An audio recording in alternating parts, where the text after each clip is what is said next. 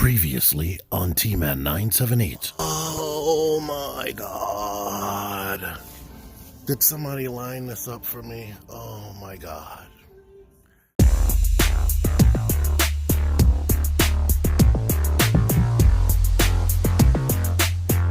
T-Man 978 Chill Review. Hello everyone, T-Man 978. Right now I am reviewing Transformers Siege War for Cybertron trilogy. Voyager class Starscream right here. And as you can see, he is compatible with the, what do they call it? Battle Master effects pieces and whatnot, or effects pieces that come with other figures that aren't Battle Masters, because that's going to be a thing. But you can put them in his feet. I believe you can put them here in his thrusters on his back. And so I guess that would work for vehicle mode.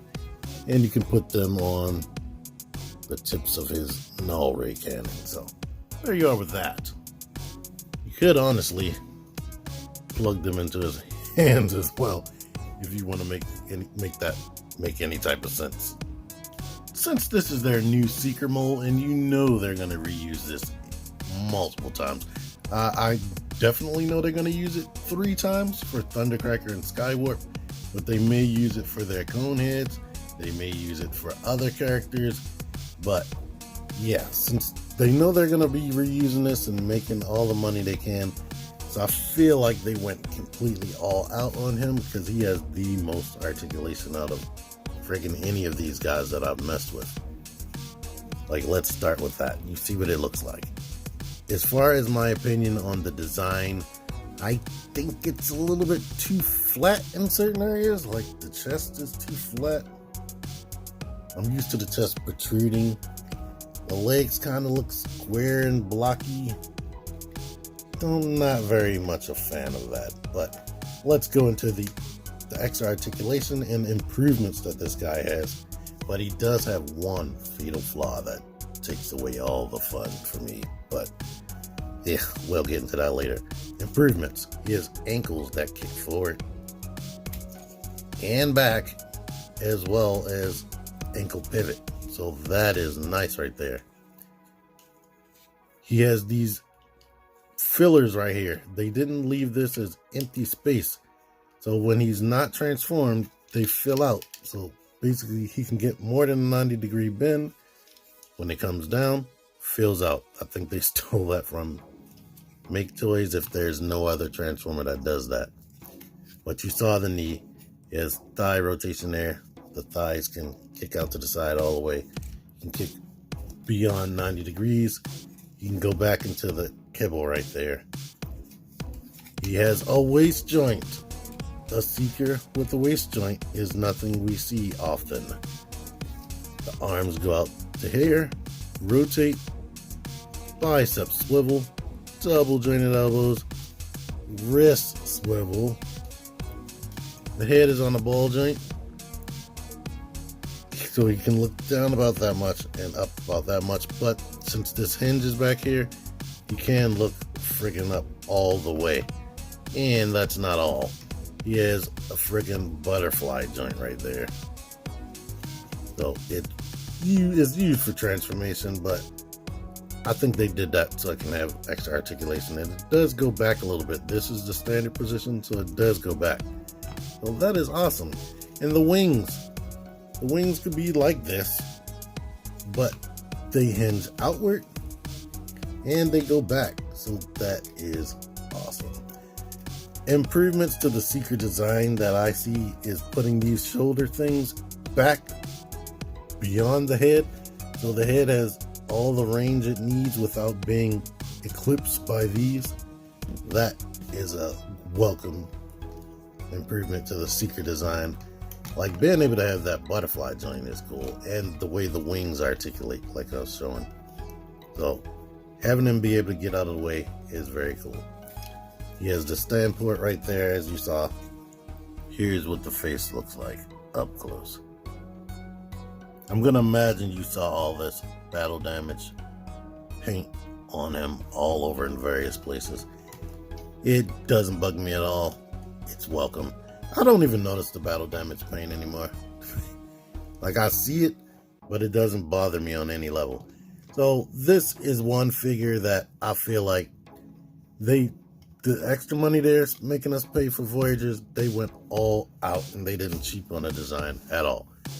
I kind of feel like it's better designed than Optimus and Megatron a little bit. But let's get to those complaints. These wrist swivels are very tight, but when you try to rotate it this way, that happens. So you have to hold it here in order to rotate the wrist that way. But yeah, they should have put some type of clip system in there. It doesn't peg together at all. I am very extremely shocked about that. What else? This part right here. This hinge, like I said, all these joints, or did I say it? All these joints are tight as crap. This hinge is tight, and when you go to move it, it basically, since they didn't put a pin right there for whatever reason, getting this to transform without popping off, and as you can see, it's already off the hinge, is almost impossible. A final complaint. The null ray cannons. You see they have a scope on them now, that's cool. They do not sit in here as tight as I would like them to. But just to let you see, he is capable of holding these in his hands. One thing I had to get used to posing him is since they're in his actual shoulder, I'm used to being able to put the arms out, rotate the hand like this, and the gun rotate with it. That's not possible since it's attached to the shoulder right there. But you can plug it into the forearm right here and still get that action that I was trying to, but it might bug you. Here he is next to Optimus and Megatron. If you stay tuned, I'll have a review for this dude and you'll see him next to Soundwave and Shockwave. Transformation. You can leave these null rays in, but I'm going to take them off. Rotate this out. Rotate the hand in like this. Shut that. And we can just accordion the hand like this. Rotate that in to show you that you can accordion that and bring that like that. Now we can go ahead and unplug that now, just so I can be out. Move the wings out the way so you can see. I'll pull that out, pull that out. Bring that kind of up and out the way. Rotate the waist. You can shut these. Bring this down like this and plug it together. And as you can see, all of this is paint right there. Leave that like that.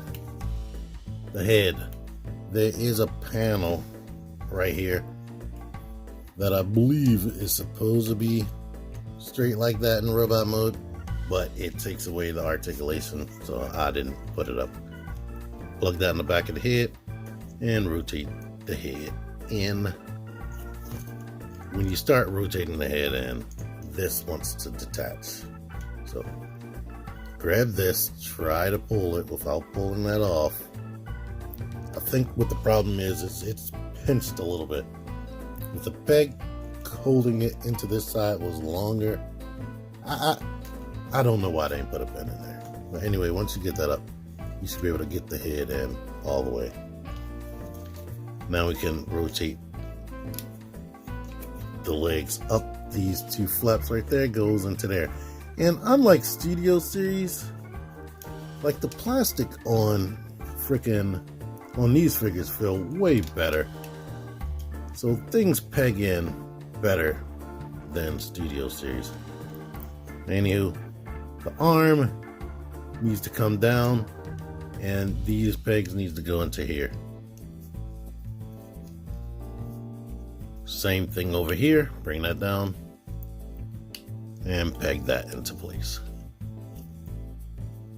Alright, now we need to bring this forward like that.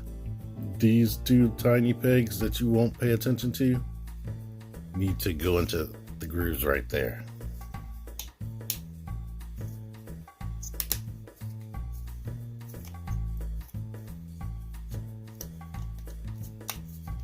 Alright, now this needs to shift down into that position, and this needs to lift up and peg onto that right there. So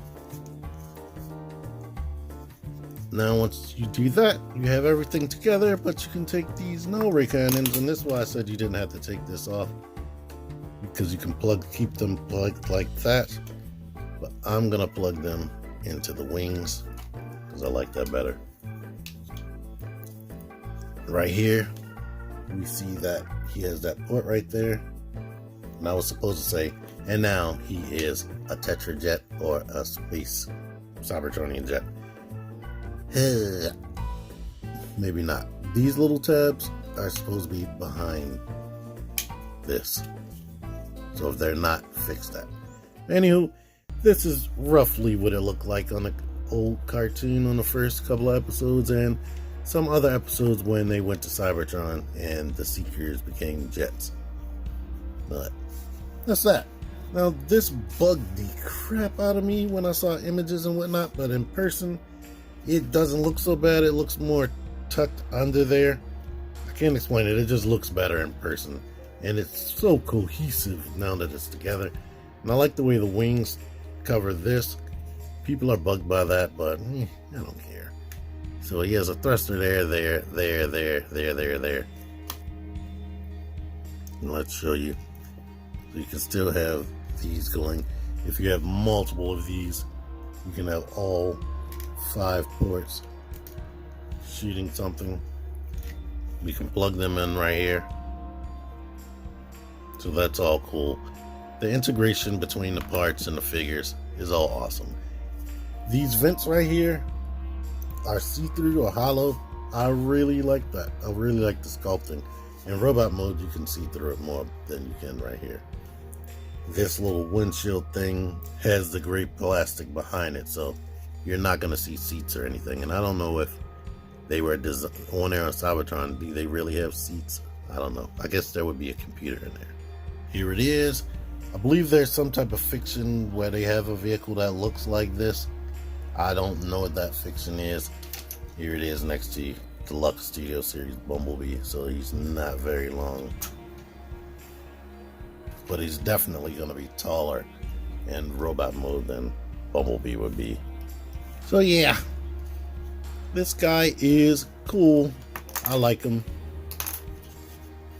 I hate that this thing didn't have a pin in there. You can see where they put a hole right there where there should have been a pin, but for whatever reason they didn't do that, and I think that was a definite mistake because it takes away points. Because I definitely don't like almost breaking this off. Well, yeah, breaking it off every single time I transform it. So that is not cool at all right there. But I like the vehicle mode. I like the robot mode. I think it looks a little bit too flat in robot mode. I complained about that. But overall, I'm happy with the articulation and pretty much everything else. So this is definitely the best Voyager class Seeker we've gotten so far, or the best G1 style Seeker that we got so far. It fixes a ton of the problems that I had with the Classics one. I'll bring that up. I'll bring this back to see if I can put this in the position that I think it's supposed to be. Getting this separated is difficult, but we need to peg this back into place, and that panel doesn't have to be up.